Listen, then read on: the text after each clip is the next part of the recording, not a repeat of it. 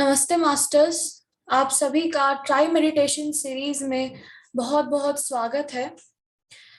हम आज का स्वाध्याय फिर से द डिवाइन रोमांस पे करेंगे, जो श्री श्री परमहंस योगानंद जी ने लिखी है। उनकी स्पीचेस में से छोटे छोटे टॉपिक्स पे पैराग्राफ्स के फॉर्म में उनके नॉलेज को डिस्प्ले किया गया है।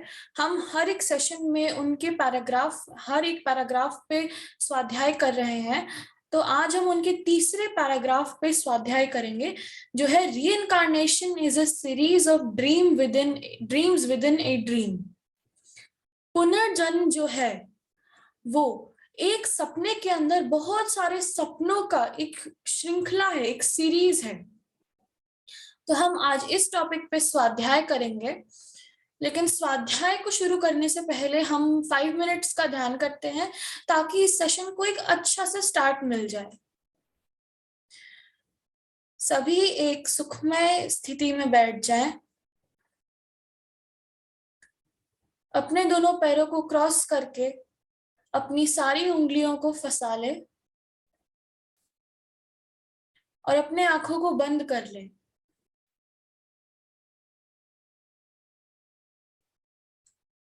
हमारी आंखें हमारे मन का द्वार है, इसलिए पूरे ध्यान के दौरान हम अपनी आंखें नहीं खोलेंगे। अब अपना सारा का सारा ध्यान अपनी सरल, सहज और प्राकृतिक श्वास पर लगाइए।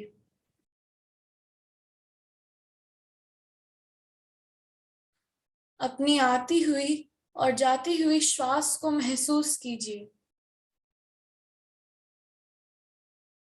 एक साक्षी भाव से देखिए। आती हुई श्वास, जाती हुई श्वास और उन दोनों के बीच का छोटा सा अंतराल, सब कुछ बस महसूस करते रहिए। कुछ भी करने का प्रयास नहीं करना है। अगर किसी भी प्रकार के विचार आते हैं तो ना तो उन्हें रोके और ना ही उनमें उलझे। बस एक नदी की तरह उन्हें बहता हुआ देखिए। सब कुछ बस एक साक्षी भाव से देखते रहिए, महसूस करते रहिए और अपना सारा का सारा ध्यान अपनी श्वास पर ही रखिए। अब हम कुछ देर म्यूजिक के साथ ध्यान करेंगे।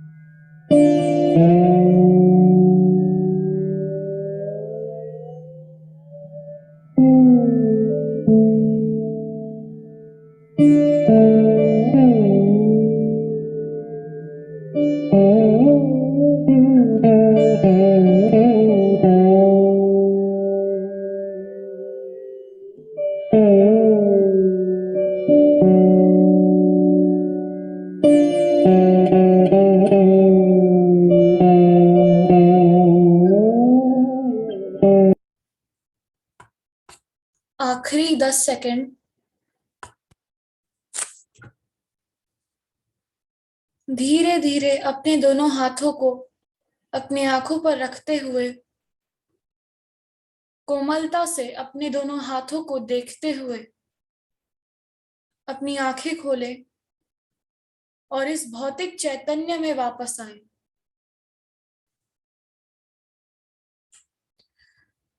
अब हम स्वाध्याय की शुरुआत करते हैं। तो आज का पैराग्राफ है, reincarnation is a series of dreams with in a dream. पुनर्जन्म एक सपने के अंदर बहुत सारे सपनों की एक श्रृंखला है, एक सीरीज है। तो योगानंद जी बोलते हैं, when you reflect that this world is filled with death and that your body too has to be relinquished, God's plan seems very cruel. You can't imagine that he is merciful. Yogananda ji बोलते हैं कि जब हम इस realisation में आते हैं, जब हम थोड़ा सा टाइम लेके ये बात सोचते हैं कि यह जो जगत है यह सिर्फ डेथ से भरा हुआ है, सफरिंग से भरा हुआ है, और हमारा जो यह शरीर है ये भी एक दिन नष्ट हो जाएगा, तो फिर ये जो गॉड का जो प्लान है ये बहुत ही क्रूअल समझ में आता है, बहुत ही क्रूर दिखता है। हम ये नहीं सोच पाते कि वो जो सुपर कॉन्शियसनेस है, वो जो गॉड है, वो दयालु है, ऐसा ख्याल नहीं आ पाता हमारे दिमाग में। But when you look at the process of death with the eye of wisdom, you see that after all it is merely a thought of God passing through a nightmare of change into blissful freedom in him again.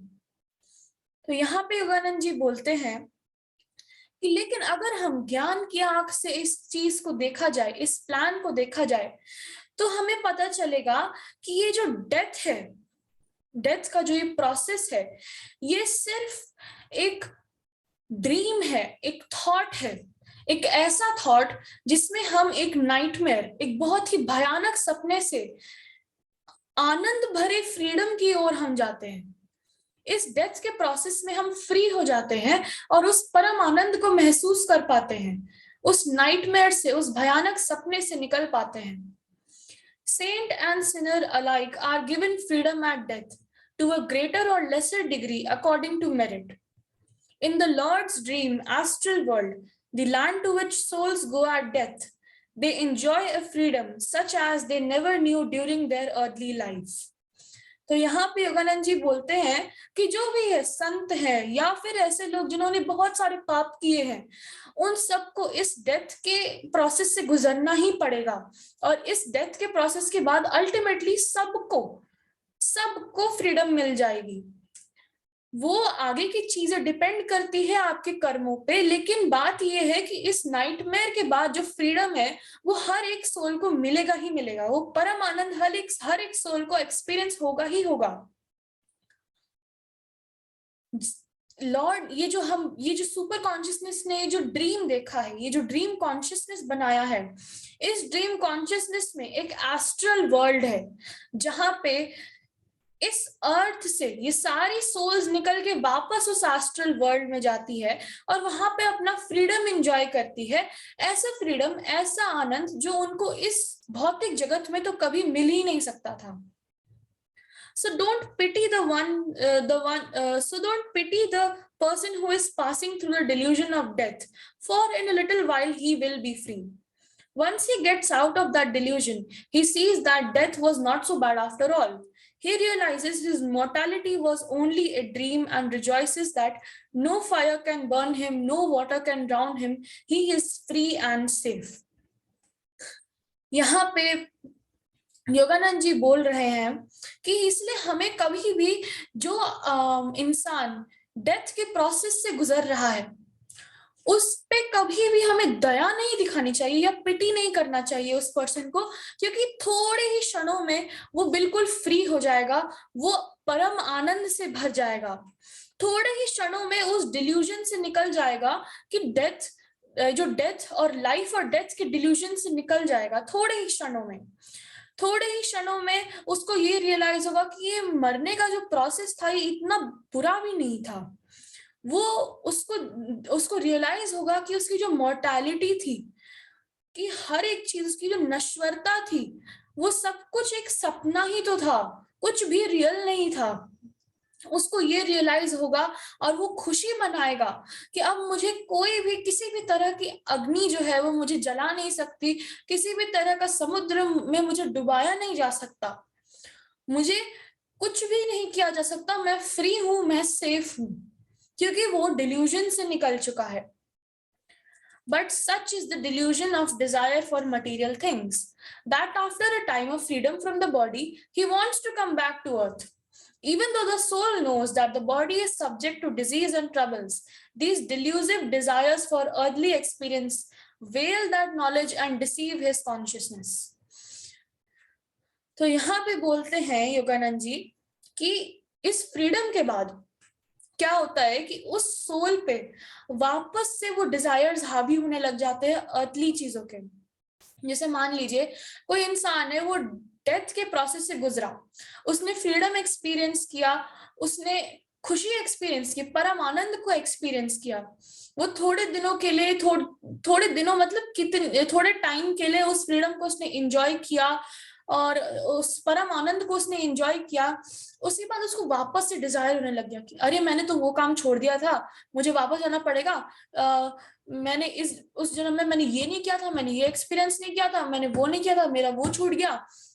उन चीजों को पूरा करने के लिए, उन earthly desires को, भौतिक तत्वों को एक्सपीरियंस करने के लिए उसके अंदर फिर से एक डिजायर उत्पन्न हो जाती है, जबकि उसको पता है कि वो भौतिक जगत में जाएगा तो उसकी बॉडी जो है डिजीजेस और पेन और ट्रबल से बस वो सफर करेगा, बहुत सारी चीजें होंगी जो उसको तकलीफ देगी। लेकिन उन भौतिक तत्वों के प्रति जो डिजायर है उसके अंदर, जो चाहत है, वो इतना स्ट्रांग होता है कि वो वापस उसकी वो डिजायर जो है उसकी नॉलेज को और उसकी कॉन्शियसनेस को ढक देता है, उसको वो अंधा कर देता है और उसको वापस जन्म लेना पड़ता है। So after a karmically predetermined time in the astral world, he is reborn on earth. When death comes, he goes forth once more from astral plane, only to be drawn back to this world. And again, he returns until he is no longer desirous of an earthly life. तो यहाँ पे वो बोलते हैं कि जन्म लेने का जो टाइम होता है एस्ट्रल वर्ल्ड में, आपका जो समय होता है वो कर्मा पे डिसाइडेड होता है, कार्मिकली प्रीडिटरमिन्ड टाइम होता है हम एस्ट्रल वर्ल्ड्स में। उस कार्मिकली प्रीडिटरमिन्ड टाइम को व्यतीत करने के बाद वो इंसान फिर से जन्म लेता है, बस इसलिए कि वो वापस आ सके। वो जन्म लेगा, फिर वापस आएगा, फिर उसके ऊपर अर्थली डिजायर्स आएंगे, फिर वो जन्म लेगा, फिर वापस आएगा, और ये अगेन एंड अगेन, ये जो रिटर्न जर्नी है ये चलती रहती है जब तक उसके अंदर से वो भौतिक तत्वों के लिए जो चाहत है वो कंप्लीटली खत्म ना हो जाए। Birth and death are doors through which you pass from one dream to another.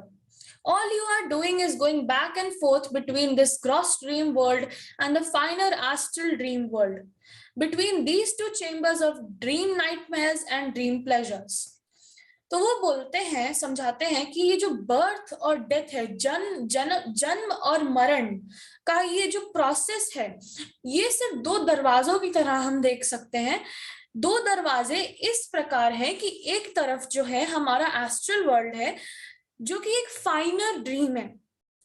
Light जो है वहां पे ग्रॉस फॉर्म में नहीं है, वहां फाइन फॉर्म में है, बहुत ज्यादा लाइट है वहां पे। और दूसरी जगह जो है, दूसरे साइड जो है उस डोर का, वहां पे बहुत ही डेंस चीजें हैं, अर्थली मैटर है, और वो ड्रीम जो है बहुत ही ग्रॉस है, बहुत ही डेंस है, घना है। तो बर्थ और डेथ, एस्ट्रल वर्ल्ड का जो टाइम होता है, डेथ के बाद का जो हम बोलते हैं, लाइफ आफ्टर डेथ जो हम बोलते हैं, वो एक प्लेजर होता है, एक ड्रीम, बहुत ही सुकून भरा सपना है वो। लेकिन जो बर्थ के बाद वाला टाइम होता है वो एक नाइटमेयर जैसा होता है। इस भौतिक जगत में हमारा जो जीवन होता है दुखों से भरा होता है, डिजीजेस से भरा होता है। हमारा जो इस शरीर होता है ये इतना नश्वर है कि कोई भी चीज इसको हर्ट कर सकती है, बहुत बुरी तरह से भी हर्ट कर सकती है। भौतिक चीजें क्या, इमोशनली भी हम हर्ट हो जाते हैं छोटी से छोटी चीजों से। तो इन्हीं दो दरवाजों से वो सोल बार बार बार बार बार बार आती जाती रहती है जब तक उसके अंदर वो डिजायर कंप्लीटली खत्म ना हो जाए। इस भयानक सपने और सुकून भरे सपने के बीच में वो चक्कर लगाती रहती है। Thus, reincarnation is a series of dreams within a dream, man's individual dream within the greater dream of God. तो इसीलिए उन्होंने बोला कि ये जो है रीइंकारनेशन, पुनर्जन्म जिसे हम कहते हैं, ये एक सपने के अंदर बहुत सारे सपने हैं। पहला जो सपना है वो उस सुपर कॉन्शियसनेस ने देखा, जो ये ड्रीम कॉन्शियसनेस बनी, ये पूरा ब्रह्मांड बना उस सपने में, वो है हमारा सबसे पहला सपना। उस सपने के अंदर जो है आदमी जो है अपना इंडिविजुअल सपना देखता है और इन दोनों सपनों के बीच में बार बार आता जाता रहता है। Someone is born on earth in France as a powerful king, rules for a time, then dies. He may be reborn in India and travel in a bullock cart into the forest to meditate. He may next find rebirth in America as a successful businessman, and when he dreams death again, reincarnate perhaps in Tibet as a devotee of Buddha and spend his life in a lamasery. तो यहाँ पे योगानंद जी बोलते हैं कि मान लीजिए, एक example उन्होंने दिया कि मान लीजिए एक बहुत ही पावरफुल किंग फ्रांस का, वो उसकी डेथ होती है और नेक्स्ट टाइम वो जन्म लेता है इंडिया में वो एक बैलगाड़ी से फॉरेस्ट में जाता है, वहां जाके मेडिटेट करता है। अगले जन्म में वो अमेरिका में जन्म लेता है एक बहुत ही पावरफुल बिजनेसमैन के तौर पे। अगले जन्म में वो फिर कहीं पे हो सकता है कि वो तिब्बत में जन्म ले, वहां पे वो बुद्धा का एक डिवोटी बने और ऐसी मॉनेस्ट्रीज में रहे। तो therefore hate no one and be attached to no nationality. For sometimes you are Hindu, sometimes a Frenchman, sometimes an Englishman or an American or a Tibetan. What is the difference? Each existence is a dream within a dream, is it not? Will you continue helplessly to go nation thinks it will you continue helplessly to go through all these delusions and difficulties they create? तो यहाँ पे योगानंद जी बोलते हैं कि अभी इसी example से उन्होंने आगे कंटिन्यू करते हुए बोला कि आप अभी इस जन्म में मान लीजिए फॉर एग्जांपल हिंदू है, अगले जन्म में मान लीजिए एक फ्रेंच मैन हो, उसके अगले जन्म में अमेरिकन हो, इंग्लिश मैन हो उसके अगले जन्म में, उसके बाद तिब्बतियन हो। ये डिपेंड नहीं करता है कि आप कहाँ पे बॉर्न है, बार बार आपकी जगह चेंज होती रहती है आपके डिसीजन पे, सोल जो डिसाइड करके आती है उस पे। इसलिए कभी भी किसी भी नेशनैलिटी से या किसी भी थॉट से या किसी भी वर्च्यू से हमें जो है अटैच नहीं रहना है। पता नहीं कहाँ जन्म ले ले, किस उसमें जन्म ले ले, इसलिए कब तक हम इन डिल्यूजन्स और डिफिकल्टीज से गुजरते रहेंगे, हेल्पलेसली गुजरते रहेंगे, और कितनी हम अपने आप के लिए डिफिकल्टीज क्रिएट करते रहेंगे। Each nation thinks its ways are justified, its customs the best. Are you going to go on with this delusion? I am not. For unless wisdom is supreme, reincarnation is a very troublesome experience. One should avoid forced reincarnation because it is a painful continuation of this dream delusion. For how long will you pass through these changes called life and death? Until you realize fully the dream nature of creation and awaken in God from its nightmares. यहाँ पे योगानंद जी बोलते हैं कि हर एक जो nation है, हर एक जो देश है, वो अपने कस्टम्स को, अपने थॉट्स को, अपने विचारों को सबसे ज्यादा बेस्ट समझता है, इसलिए किसी भी चीज से अटैच्ड नहीं रहना है। रीइंकारनेशन जो होता है एक बहुत ही ट्रबलसम प्रोसेस है, बहुत दुख से गुजरना पड़ता है, बहुत सफरिंग से गुजरना पड़ता है। बार बार हम दो सपनों के बीच में बार बार चक्कर लगा रहे हैं, तो वो कोई प्लेजेंट एक्सपीरियंस नहीं है, बहुत ही ज्यादा टायरिंग प्रोसेस है, थक जाते हैं बहुत ज्यादा। इसलिए वो बोलते हैं कि फिर क्वेश्चन आता है कि हम कब तक ये जन्म लेते रहेंगे, ये लाइफ डेथ कब तक होता रहेगा, कब एक्चुअली हमारे अंदर वो डिजायर खत्म होगा। तो योगानंद जी उस पे आंसर देते हैं कि वो डिजायर खत्म तब होगा, वो ये जो प्रोसेस है लाइफ एंड डेथ का, ये खत्म तब होगा जब हमारे अंदर से हम ये रियलाइज कर जाएंगे कि ये जो ब्रह्मांड है, ये ड्रीम कॉन्शियसनेस है, ड्रीम नेचर है क्रिएशन का। हम उस जागरूकता में आ जाएंगे कि हमारे अंदर जो आत्मा है और वो जो सुपर कॉन्शियसनेस है वो अलग नहीं है। ये सब कुछ जो है एक ही जगह जाके मिल रहा है। जब हम अंदर से एक्चुअल उस चीज को एक्सपीरियंस करेंगे, एक्चुअल रियलाइजेशन में आएंगे, तब हमारे अंदर वो भौतिक तत्वों के लिए जो है डिजायर खत्म होगी और हम फाइनली इस रीइंकार्नेशन के प्रोसेस से, पुनर्जन्म के प्रोसेस से हमको मुक्ति मिलेगी। तो योगानंद जी ने इस पैराग्राफ में इतना ही कहा था। Thank you everyone for joining. जुड़ने के लिए बहुत बहुत थैंक यू। अब हम अगली वीडियो में नेक्स्ट पैराग्राफ को डिस्कस करेंगे। Thank you everyone.